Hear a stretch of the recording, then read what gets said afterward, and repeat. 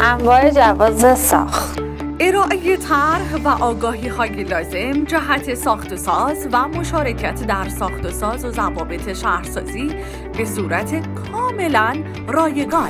تو ویدیوی قبلی گفتیم که جواز ساخت به پروانه تخریب و نوسازی گفته میشه که در ادامه میخوایم به انواع جواز ساخت و پروانه های ساختمانی بپردازیم. پس همراه من باش. اولین جواز پروانه تخریب و نوسازیه.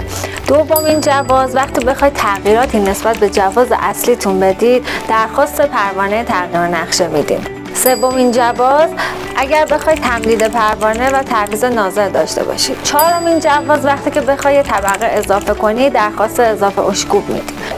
پنجمین جواز وقتی بخواید ساختمانتون توسعه بدید. ششمین جواز برای پروانه تغییراته و آخرین جواز هم اگه بخواید تعمیراتی در ساختمونت انجام بدی، درخواست پروانه تعمیرات میدی. راستی اگه در پروسه دریافت جواز ساخت در تهران هستید یا هنوز اقدامی برای اخذ مجوز ساختمان انجام ندادید، پیشنهادم اینه که از مشاوره رایگان کارشناسان مهندسین بهساخت استفاده کنید. به امید دیدارتون.